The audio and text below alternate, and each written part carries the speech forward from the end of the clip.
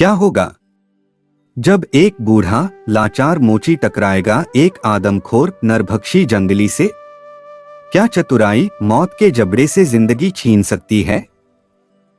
आज की कहानी आपके रोंगटे खड़े कर देगी, तो दिल थाम कर बैठिए और बने रहिए हमारे साथ अंत तक, क्योंकि ये साधारण कहानी नहीं, ये है बुद्धि और बल का एक ऐसा महामुकाबला जिसे आप भूल नहीं पाएंगे। मेरे प्यारे दोस्तों, माताओं और बहनों, आप सभी का एक बार फिर अपने चैनल सीताराम हिंदी कहानियों में तहे दिल से स्वागत है। हम आप लोगों के लिए हमेशा एक न एक जानकारी और कहानी लाते रहते हैं। आप लोग अपने इस भाई का भी थोड़ा ख्याल रखा करो यार। दोस्तों, एक बार की बात है, किसी गांव में एक मोची रहता था। बेचारा बूढ़ा हो गया था, उसे कोई काम नहीं मिलता था। कभी कोई एक फटा जूता लेकर भी उससे मरम्मत कराने नहीं आता था। बेचारे को खाने के भी लाले पड़े थे। वो एक दिन घर से काम की तलाश में निकल पड़ा। उसे यह भी नहीं मालूम था कि वो रात कहाँ गुजारेगा। चलते चलते वो एक जंगल में पहुंच गया। जब रात हो गई तो वो घबराया और रैनबसेरे की तलाश करने लगा। दूर कहीं उसे एक रोशनी दिखाई दी। वो उस ओर चल पड़ा। भाग्य से वो एक घर था।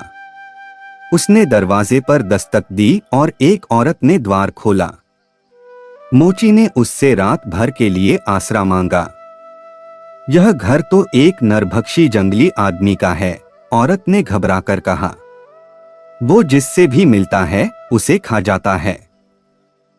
अगर मैंने तुम्हें घर में रख लिया तो वो तुम्हें भी खा जाएगा। जब मोची ने बहुत हाथ पैर जोड़े तब औरत को दया आ गई। उसने कहा, ठीक है, तुम अंदर आ जाओ, लेकिन अगर तुम बुरा न मानो तो मैं तुम्हें राख के ढेर में छिपा दूंगी। और उसने ऐसा ही किया। रात को नरभक्षी आया और जोर जोर से सूंघता हुआ कहने लगा, मानुष गंध। मानुष गंध पाकर मुंह में आता है पानी, पर मुझे दिखती नहीं उसकी कोई निशानी। नाक मेरी कभी झूठ बोलती नहीं, छिपा हुआ है कोई यहीं पर कहीं। नरभक्षी जंगली आदमी की पत्नी ने कहा, अरे तुम तो बस बेकार ही लार टपका रहे हो, कहीं कोई नहीं है, आओ मैं तुम्हें खाना देती हूँ। शायद तुम बहुत ज्यादा भूखे हो। और पत्नी ने खाना मेज पर लगा दिया। जंगली आदमी जब भरपेट खा चुका तब बोला, अब तो मेरा पेट भर गया है। जो बचा है यह तुम उसे दे सकती हो जो इस घर में कहीं छिपा हुआ है। सच बात तो यह है कि एक बेचारे आफत के मारे को मैंने रात के लिए सहारा दिया है। स्त्री बोली, अगर तुम यह वादा करो कि उसे नहीं खाओगे तो मैं उसे बाहर ले आऊं। उसे बाहर ले आओ, जंगली आदमी बोला। औरत ने मोची को राख के ढेर से बाहर निकाला और खाना दे दिया। खाना खाते हुए राख से ढका मोची थर-थर कांप रहा था। किसी तरह हिम्मत करके उसने खाना खा लिया। जंगली आदमी ने कहा, इस समय तो मुझे भूख नहीं है, लेकिन मैं तुम्हें सावधान करता हूं। अगर सुबह सवेरे तुम भागे नहीं तो मैं तुम्हें खा जाऊंगा। इसके बाद दोनों थोड़ी देर तक इधर उधर की बातें करते रहे। मोची भी कम घाघ नहीं था। वो बोला, वाह, तुम्हारे बिस्तर पर तो बहुत ही बढ़िया चादर बिछी है। शान में आकर जंगली बोला, जानते हो, यह सोने और चांदी के तारों से कासीदाकारी की हुई चादर है, और इसमें जो झालर लगी है वो काली सोने की है। और अलमारी में क्या है? मोची ने पूछा। अलमारी में 2 बोरे सोने की अशर्फियां हैं, जंगली आदमी बोला। और यह जो पलंग के पीछे छड़ी रखी है, इस छड़ी से बढ़िया मस्त मौसम आ जाता है, जंगली आदमी बोला। और यह जो मैं आवाज सुन रहा हूं, यह एक तोता है। जो मैंने मुर्गियों के दड़बे में बंद कर रखा है वो हमसे बातें करता है। वाह, तुम्हारे पास तो बहुत नायाब चीजें हैं, मोची बोला। हाँ, यह बात तो है। इतना ही नहीं, मेरे अस्तबल में एक बहुत खूबसूरत घोड़ी भी है जो हवा से बातें करती हुई दौड़ती है, जंगली आदमी ने बताया। भोजन करने के बाद जंगली की पत्नी ने मोची को फिर उसी जगह ले जाकर राख के ढेर पर सोने के लिए कह दिया और स्वयं अपने पति के साथ सोने चली गई। अगली सुबह दिन उगने से पहले औरत ने मोची से कहा, जल्दी उठो और भागो। मेरा पति जागे उससे पहले ही तुम यहाँ से भाग जाओ, वरना वो तुम्हें खा जाएगा। मोची ने स्त्री को धन्यवाद दिया और अपनी राह चल पड़ा। चलते चलते वो राजा के महल तक पहुंच गया और राजा से आसरा पाने का संदेश महल में भेजा। दयालु राजा ने उसे मिलने की इच्छा प्रकट की।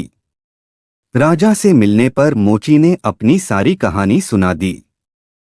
सब कुछ सुनने के बाद राजा ने उसे इस शर्त पर महल में रख लेने की हामी भरी कि जब वो नरभक्षी जंगली आदमी के पास से एक अद्भुत चीज उसे लाकर दे देगा।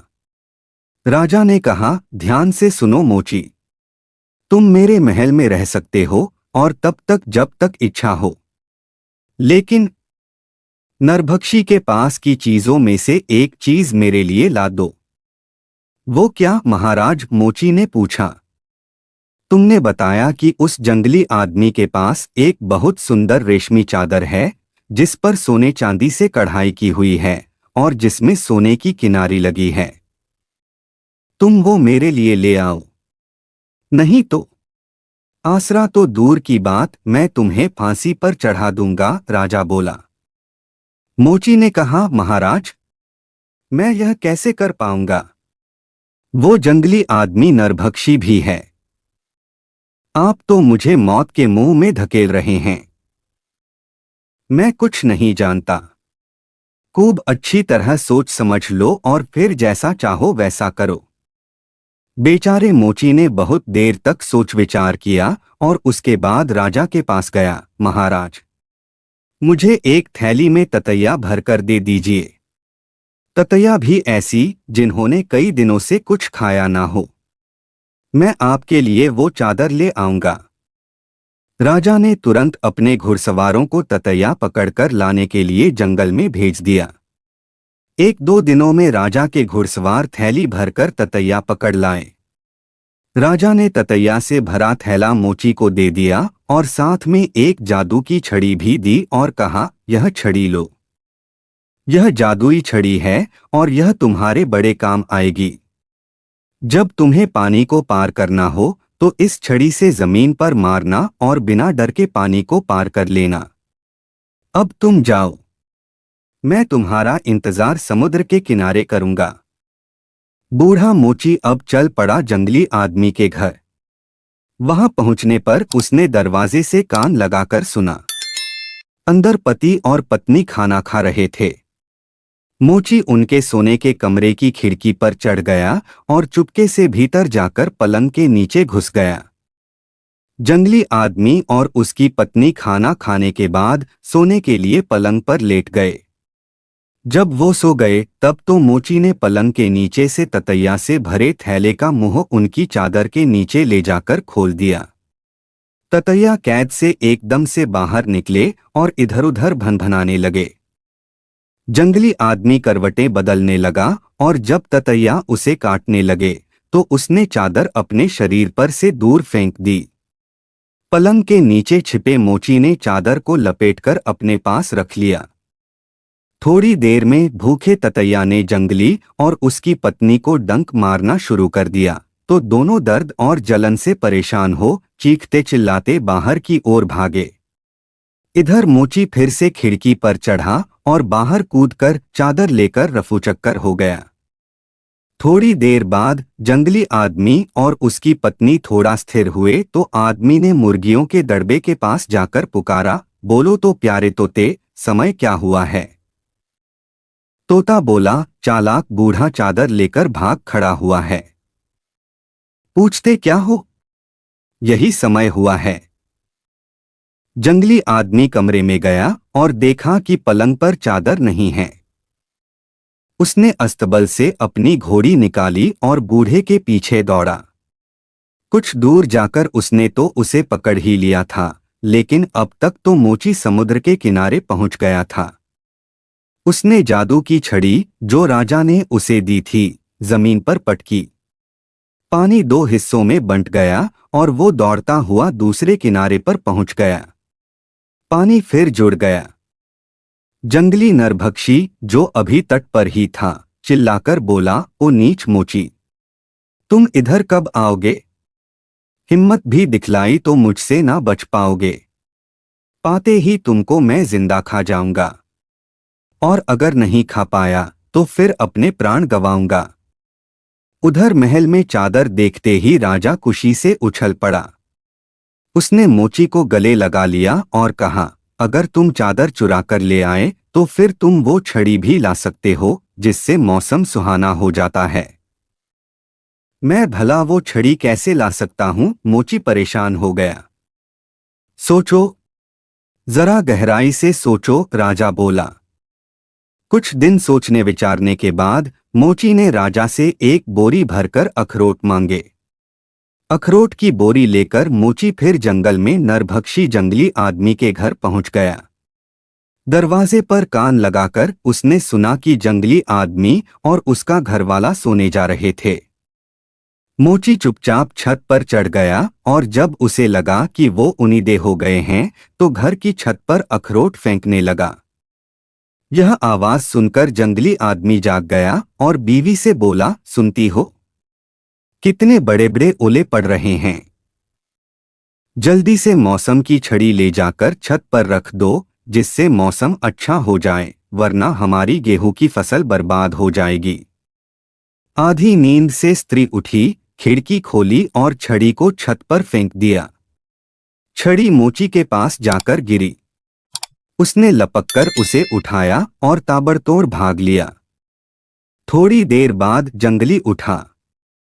वो बहुत खुश था कि ओलावृष्टि और वर्षा बंद हो गई थी। उसने प्यार से आवाज लगाई, प्यारे तोते, बताओ जरा अब वक्त क्या है भला? यह वही वक्त है जब बूढ़ा मोची मौसम की छड़ी लेकर भाग खड़ा हुआ है, तोते ने कहा। जंगली ने अस्तबल से घोड़ी निकाली और मोची का पीछा करने के लिए सरपट घोड़ी को दौड़ाया। इस बार भी जब वो सागर तट पर पहुंचा तो उसे मोची दिखाई दिया। जंगली को देखते ही मोची ने जमीन पर जादू की छड़ी को पटकी, पानी फटा और वो दौड़ लगाकर उस पार राजा के महल तक पहुंच गया।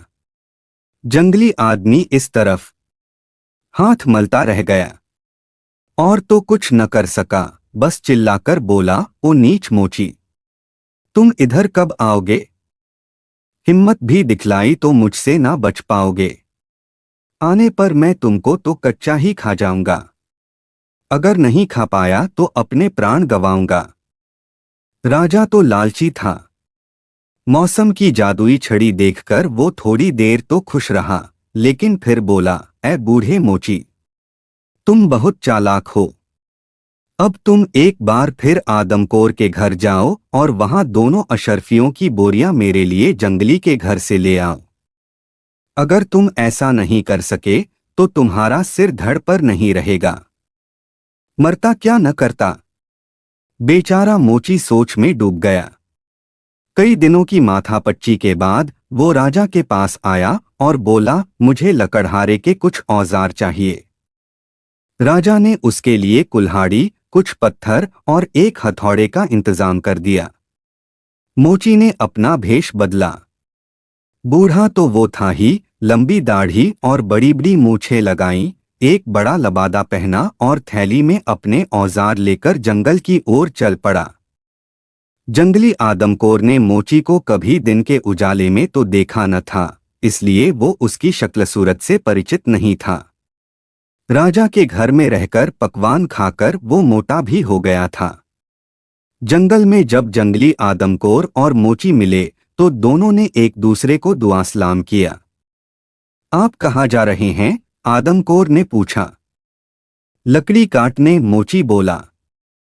अरे, जंगल में तो लकड़ी भरी पड़ी है, चाहे जितनी ले लीजिए। मोची ने अपने औजार निकाले और एक मोटे चीड़ के पेड़ को काटने लगा। पेड़ के तने में उसने एक पच्चर डाला और उसे हथौड़े से ठोका। दूसरा पत्थर डाला, पच्चर डाला, उसे भी ठोका। तीसरा डाला और उसे भी ठोकने ही वाला था कि वो थोड़ा झुंझला गया। उसे लगा कि एक पच्चर कुछ ज्यादा गहरा ठुक गया है। वो बड़बड़ाने लगा। जंगली आदमी ने कहा, इतना परेशान न होइए, मैं आपकी मदद करता हूं। और उसने अपना हाथ दरार में डालकर पच्चर को बाहर खींचने की कोशिश की। जैसे ही जंगली आदमखोर ने पच्चर को ढीला करने के लिए पेड़ की दरार में हाथ डाला कि तभी मोची ने पेड़ पर जोर से हथौड़ा चला दिया। सारे पच्चर एक साथ बाहर आ गिरे और जंगली का हाथ पेड़ की दरार में जाकर फंस गया। दर्द से छटपटाता जंगली चिल्लाने लगा, मेरा हाथ निकालो, मेरी मदद करो। दौड़कर मेरे घर जाओ और मेरी बीवी से दोनों बड़े वाले पच्चर मांगकर ले आओ। उन्हें पेड़ में ठोक दोगे तो मेरा हाथ ढीला होकर निकल जाएगा। मोची सरपट घर की ओर दौड़ा और वहां जाकर जंगली की बीवी से बोला, अलमारी से निकालकर अशर्फियों वाली दोनों थैलियां मुझे दे दो, तुम्हारा पति उन्हें मांग रहा है, जरा जल्दी करो। मेरी समझ में कुछ नहीं आ रहा कि तुम क्या कह रहे हो, बीवी बोली। सारा धन तुम्हें दे दूंगी तो हमारा गुजारा कैसे चलेगा? अगर एक थैली की बात होती तो समझ में आती, लेकिन दोनों थैलियां, ना बाबा ना। तब मोची ने खिड़की खोली और जोर से आवाज लगाई, एक ही लाना है या दोनों लेकर आओ? बाहर पेड़ में फंसे जंगली ने दर्द से कराहते हुए जोर से आवाज दी, दोनों लेकर आओ और जल्दी से आओ। सुना तुमने? कितना नाराज हो रहा है वो। और मोची दोनों थैलियां लेकर भाग खड़ा हुआ। बड़ी देर तक जब मोची नहीं आया तो जंगली आदमी बड़ी देर तक कोशिश करके दर्द सहकर अपना हाथ किसी तरह पेड़ की दरार से निकाल पाया। बेचारे का हाथ लहूलुहान हो गया था। कराहता हुआ वो घर पहुंचा। बीवी ने तुरंत पूछा, सबसे पहले तो ये बताओ कि तुमने अशर्फियों की दोनों थैलियां क्यों मंगवाई थीं? जंगली तो हैरान रह गया। घबराकर उसने तोते से पूछा, जरा वक्त तो बताना तो तारा। यह वक्त वो है जब बूढ़ा मोची अशर्फिया लेकर जा रहा था। तोते ने तुरंत जवाब दिया। इस बार जंगली ने मोची का पीछा करने की बात सोची तक नहीं, क्योंकि वो अपने हाथ के दर्द से व्याकुल था। धन पाकर और जंगली आदमी के पीछा न करने की बात जानकर राजा का लालच और बढ़ गया। इस बार उसने घोड़ी न लाने पर मोची को जान से मार देने की धमकी दे डाली। मोची ने कांपते हुए कहा, घोड़ी को लाना नामुमकिन है। एक तो अस्तबल में ताला लगा रहता है, दूसरे घोड़ी की लगाम पर कई कई घंटियां लगी हैं जो हिलने से बजती रहती हैं। चाहे जो करो, बस घोड़ी ले आओ, नहीं तो स्वर्ग जाओगे, राजा ने आदेश दिया। जान बचाने के लिए मोची सोचता रहा। आखिरकार उसने एक उपाय सोच लिया। राजा से उसने एक बड़ा सा सुआ और एक थैली रुई मांगी। यह सामान लेकर वो फिर जंगल में घोड़ी के अस्तबल पर पहुंचा। रात में हवा जाने वाले छेद में से सरक सरक कर वो किसी तरह अस्तबल में अंदर घुस गया। अंदर अंधेरा था। उसने घोड़ी के पेट में सुआ चुभाया। घोड़ी हिनहिनाई और पैर पटकने लगी। जंगली आदमखोर ने आवाज सुनी तो अपनी घरवाली से बोला, लगता है घोड़ी को कुछ तकलीफ है। बेचारी और सुनकर अनसुना कर दिया। कुछ देर बाद मोची ने घोड़ी के पेट में फिर सुआ चुभाया। फिर वो हिनहिनाई और पैर पटकने लगी। जब जंगली ने कई बार घोड़ी की बेचैनी भरी आवाजें सुनी तो उठकर आया। अस्तबल के अंधेरे से निकालकर घोड़ी को बाहर खुली हवा में एक पेड़ से बांध दिया और सोने चला गया। अब मोची भी अस्तबल से बाहर आया। उसने सारी घंटियों में रुई कसकर भर दी। घोड़ी के चारों खुरों में रुई के गोले बनाकर बांध दिए, जिससे टापों की आवाज न हो, और चुपचाप वो अपनी राह चल पड़ा। रोज के समय पर आदमखोर जागा और हमेशा की तरह तोते से पूछा, प्यारे तोते, समय क्या है? इस समय बूढ़ा मोची तुम्हारी घोड़ी पर सवार होकर जा रहा है, तोता बोला। बेचारा जंगली मन मसोस कर रह गया। वो पीछा करता भी तो कैसे? घोड़ी तो बूढ़ा मोची चुरा कर ले गया था। उस घोड़ी का पीछा भला और कौन कर सकता था? घोड़ी पाकर राजा फूला न समाया, लेकिन तुरंत ही बोल भी उठा, अब तो मुझे तोता भी चाहिए। तोता तो बातें करता है, चिल्लाता भी है। कोई उपाय सोचो, तोता लेकर आओ। इस बार मोची को ज्यादा माथापच्ची नहीं करनी पड़ी। वो स्वादिष्ट नई मकई के दाने, राजा के बाग से सुंदर मीठे फल और कई तरह की ताजी चमकीली मिर्चें लेकर तोते के पास जा पहुंचा। उन सभी स्वादिष्ट ललचाने वाली वस्तुओं की टोकरी दड़बे में बंद तोते के सामने रख दी और बोला, तोताराम, देखो तो तुम्हारे लिए मैं क्या क्या लाया हूं। अगर तुम चुपचाप मेरे साथ चलो तो ऐसी चीजें तुम्हें रोज खाने को मिलेंगी। तोते ने एक लाल मीठे अनार पर चोंच मारी और दाने खाकर बोला, बहुत मजेदार। इस प्रकार मजेदार चीजों का लालच देकर मोची तोते को कंधे पर बिठाकर चल पड़ा और तोता भी खुशी खुशी बैठा ही रहा। रात में जब जंगली घर आया तो तोते को आवाज दी, प्यारे तोते, समय क्या हुआ? कोई जवाब नहीं आया। उसने दूसरी बार आवाज लगाई, तुमने सुना नहीं तोताराम? क्या समय हुआ है? जब इस बार भी कोई जवाब न आया तो वो दड़बे के पास गया। दड़बा तो काली पड़ा था। जंगली के हाथों के तोते उड़ गए। वो हाथ मलता रह गया। उधर मोची जब तोते को लेकर राजा के पास पहुंचा तो बहुत बड़ा उत्सव मनाया गया। राजा की सब इच्छाएं जो पूरी हो रही थीं। खुशी से झूमते हुए राजा ने कहा, प्यारे मोची, इतना सब कर लेने के बाद अब बस एक ही काम बाकी रहा। मोची बोला, लेकिन अब वहां कुछ भी नहीं है महाराज। क्या बकते हो? राजा ने तुरंत बात काटी। जो सबसे जरूरी चीज है वो तो वही है। वो आदमखोर जंगली आदमी जिसके डर से सारी जनता दुखी रहती है, जंगल की ओर जाती नहीं है। मोची को तो दोनों ओर से जान का खतरा था। कुछ देर सोचने के बाद उसने राजा से कहा, मैं आपके आदेश का पालन करने की कोशिश करूंगा।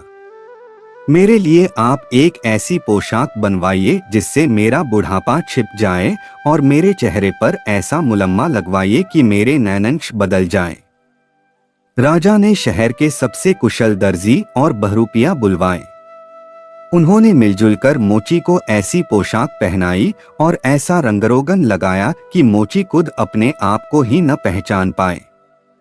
इस प्रकार भेष बदलकर मोची जंगली आदमी के घर की ओर चल पड़ा। आदमखोर जंगली उसे अपने खेत में काम करता हुआ मिल गया। मोची ने अपनी टोपी उतार सर झुकाकर जंगली का अभिवादन किया। आदमखोर ने उससे पूछा, महाशय, आप यहाँ क्या ढूंढ रहे हैं? मैं मृतकों के लिए ताबूत बनाता हूँ, मोची ने कहा। एक बूढ़ा मोची मर गया है, उसके लिए ताबूत की लकड़ी खोज रहा हूँ। यह सुनते ही जंगली आदमखोर खुशी से उछल पड़ा। तो वो धूत आखिर मर ही गया। मुझे कितनी खुशी हुई है यह खबर सुनकर कि बता नहीं सकता। उसके ताबूत के लिए मैं बिना मोल लिए तख्ते दे दूंगा। आप यहीं पर ताबूत बना लें। यह तो बहुत अच्छा रहेगा, मोची बोला। बस मुश्किल एक है कि मेरे पास उसकी कदकाठी का नाप नहीं है। यह तो बिल्कुल आसान है, आदमखोर बोला। वो कमीना मेरे जैसा ही था। आप मुझे नापकर ताबूत बना लीजिए। मोची ने फट्टे काटना और उन्हें कीलों से जोड़ना शुरू कर दिया। जब बक्सा तैयार हो गया तो वो बोला, श्रीमान, तनिक इसमें लेटकर दिखाइए कि बराबर बनी है या नहीं। आदमखोर तुरंत आकर ताबूत में लेट गया।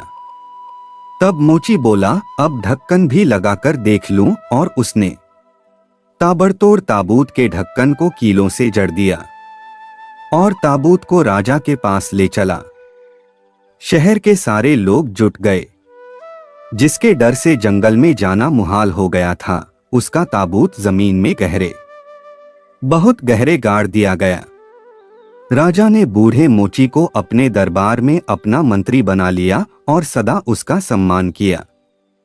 तो दोस्तों, आज की यह कहानी आपको कैसी लगी? एक बूढ़े मोची की चतुराई ने कैसे एक लालची राजा और एक खतरनाक नरभक्षी दोनों को मात दे दी? हमें कमेंट करके जरूर बताएं। और अभी तक हमारे चैनल सीताराम हिंदी कहानियों को सब्सक्राइब नहीं किया है तो सब्सक्राइब जरूर कर लें। वीडियो अच्छी लगी हो तो लाइक करके ज्यादा से ज्यादा शेयर करें। वीडियो पूरा देखने के लिए आपका बहुत बहुत धन्यवाद। जय श्री कृष्ण।